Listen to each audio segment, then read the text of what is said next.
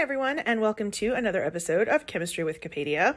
Today I will be doing a tutorial on how to find percent composition. Alright, so let's get started. So the formula for percent composition is mass of element over mass of compound times 100. So we do this regardless of the information that's given to us. However, we can have information given to us in two different ways. So the first way is we're just given experimental data where it tells us the masses of each element, and so we can use those masses to figure out the percent composition. So if we look at this says a sample of a compound is found to contain 3.86 grams of sulfur and 4.08 grams of vanadium. What's the percent composition? Since it just says percent composition of the compound and it doesn't specify an element, I need to find the percentage of each element in this compound. All right. I'm not given a formula here. I'm just given masses of each element. So I'm given a mass of sulfur, and that is 3.86 grams, and I'm given a mass of vanadium, which is 4.08 grams. So to find percent composition, I need the mass of the element over the total mass of the compound. So to find total mass, I just add my values together. When I do this math, I get 7.94 grams. So now I have the mass of each element and I have the total mass, so I can find percent composition. So sulfur, I have 3.86 grams, and the total is 7.94 times 100. Vanadium, I have 4.08 grams over 7.94 times 100. So when I do this math, I get 48.6% sulfur, and I get 51.4% vanadium. So the percent composition answer is both of these answers because it says the percent composition of the compound, so I need everything in the compound. I also have to specify which percentage applies to which element. So if I just put 48.6% and 51.4%, then I don't know which one refers to which element, and that information is important, which we'll learn a little later on. All right, so I specify the element and I'm good to go. All right, let's do another.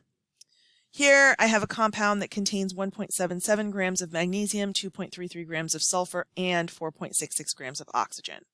So I have three elements in the compound, so I need to find the percent of all three elements. So I have Mg, and I have 1.77 grams, S of 2.33 grams, and O, I have 4.66 grams.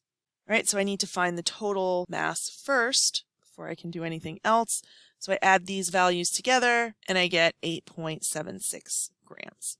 All right, so now I have the masses of all my elements and I have the total. So I can do mass of magnesium over the total times 100, sulfur divided by the total times 100, and oxygen divided by the total times 100. All right, and when I do this math, I get 20.2% magnesium, 26.6% sulfur, and 53.2% oxygen. You can go back and check your answers to make sure they make sense. All the percentages should add up to 100% because it's the total compound is 100% of all the elements. So when you do the math together, you should always get 100% for all of your elements added together. All right, so here's my answer for this. And let's do another. So this says a 14.62 gram sample of an aluminum oxygen compound contains 7.73 grams of aluminum. What's the percent composition? All right, so I know that I have an aluminum oxygen compound because it says aluminum oxygen compound, and I know that I have 7.73 grams of aluminum because that's what it says. But then I'm given that it is a 14.2 gram sample, not the mass of oxygen. So this 14.2 gram sample is of the whole aluminum oxygen compound. So to find the mass of the oxygen, I'm going to have to subtract it from the total. So 14.62 minus 7.73 is going to be 6.89 grams. And then I don't have to do anything with the total because I'm already given the total. Now I have everything I need to solve this. So I have 7.73 grams of aluminum divided by the total, which is 14.62, multiplied by 100. I found oxygen to be 6.89 divided by the total, which is 14.62 times 100. All right, and when we do this math, we get 52.9% aluminum and 47.1% oxygen. Hooray and huzzah. So if we're given the masses of the element or the total mass, I can just use that information to figure out my percent composition. If I'm not given masses, but I'm given a formula, then I can use molar mass. I couldn't use the molar mass before because I know how much aluminum and oxygen I have, but I don't know how many aluminum atoms and how many oxygen atoms are in my compound. Here, I do know how many of each atom I have in my compound, so I can use the molar mass to figure out my percent composition. So Pb, I have 1 of, Cr, I have 1 of, and oxygen, I have 4 of. All right, so molar masses of elements are found on the periodic table. The numbers on the bottom represent the molar masses of the elements, so I can just find each of them on here. So Pb is 207.2. Chromium is 52, and oxygen is 16. If you need help with how to find molar mass, I would go back and watch the molar mass video. All right, so this is 207.2 times 1 gives me 207.2, and 1 times 52 is 52, and 16 times 4 is 64. All right, so here I need the total mass of my compound. So when I add all of those together, I get 323.2.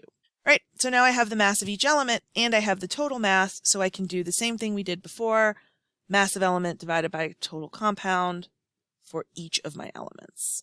207.2 for lead divided by 323.2 times 100, 52 for chromium divided by 323.2 times 100, and 64 for oxygen divided by 323.2 times 100.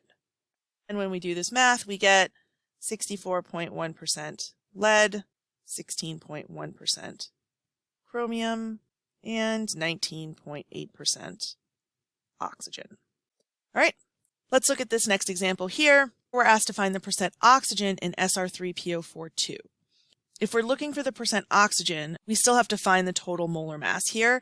And you'll notice that even though the PO4 is in parentheses, we still have to split it up into its 2 elements. So the elements that are in this compound are Sr, P, and O. So I have 3 Srs. This P, because there's a parentheses on the outside, I have to distribute this 2 to both the elements. So I have 2 Ps, and 4 times 2 is 8 oxygens here. So I multiply by the molar mass. So if I go to my periodic table, I find the molar mass of strontium is 87.62. Molar mass of phosphorus is 30.97, and molar mass of oxygen is 16. All right, so this is 262.86. This is 61.94, and this is going to be 128. All right, so I'm going to add them all together to find the total molar mass of my compound, and that value here is going to be 452.8. So if I was just finding percent composition of everything, I would take all of my values, divide by 452.8, but I'm only asked to find oxygen. So the oxygen is 128, and the total is 452.8.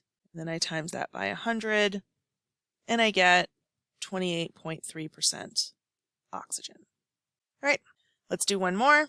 Here I'm asked to find the percent hydrogen in NH43ASO3. So here again, I'm going to split everything into its elements. Here I have a 3 on the outside of the parentheses, so it distributes to everything inside the parentheses. So N, I have 3. H, I have 4 times 3, which is 12. AS, I have 1. And oxygen, I have 3. Molar mass of nitrogen is 14.01. 3 times 14.01 is 42.03. Molar mass of hydrogen is 1.01. 12 times 1.01 is 12.12. Molar mass of arsenic is 74.92. So that's just 74.92. And oxygen is 16. 16 times 3 is 48. All right, so I'm going to add all of those together, and I get 177.07. All right, and I'm only asked to find the percent of hydrogen. So I find hydrogen, I have 12.12 grams of hydrogen divided by the total, which is 177.07, and I multiply that value by 100, and I get 6.8% hydrogen. All right. I forgot to mention, when I'm doing percent composition, I just round to 1 decimal place, which is why all of my answers have only been rounded to 1 decimal place. We're not doing significant figures for percent composition. Just to make it easy, we'll just do 1 decimal place. So, this has been another episode of Chemistry with Capadia, tutorial edition. I hope you learned something, and until next time, keep on chemin'.